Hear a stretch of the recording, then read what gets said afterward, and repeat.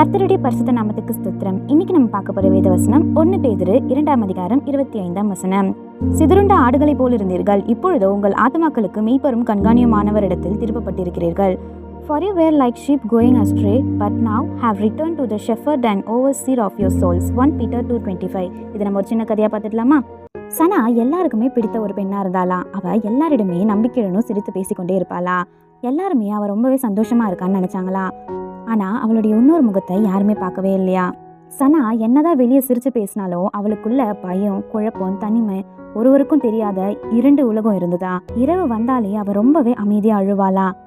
என்கிட்ட உண்மையா முகம் கொடுத்து பேசுறவங்க யாருமே இல்லையான்னு அழுவாளா. ஒரு நாள் கல்லூரி முடிந்த பிறகு சனா பஸ் ஸ்டாப்பில் தனியா அமர்ந்திருந்தாளா. அவ சிரிப்பு மறைந்து போயிருந்ததா. அவ அணிந்திருந்த முகமுடி ரொம்பவே கனமா இருந்ததா. அப்போ ஒரு மூதாட்டி அவ அருகில் வந்து திடீர்னு மெதுவா சொன்னாங்களா, உன் உதடுதான் சிரிக்குது, ஆனா உன் கண்கள் வேற எதையோ தேடுதுன்னு சொன்னாங்களா. சனாக்கு ரொம்பவே அதிர்ச்சியா இருந்ததா. இந்த மாதிரி யாருமே அவகிட்ட பேசினதே இல்லையா.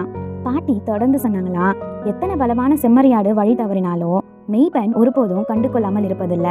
உன் 2 முகங்களையும், உலகத்துக்கு நீ காட்டுற முகத்தையும், உள்ளத்தில் மறைத்து கிடக்கிற முகத்தையும் அவர் தெளிவா தெரிஞ்சிருக்காரு. இது சொன்ன உடனே சனாவோட கண்கள்ல கண்ணீர் வழிய ஆரம்பிச்சுதா.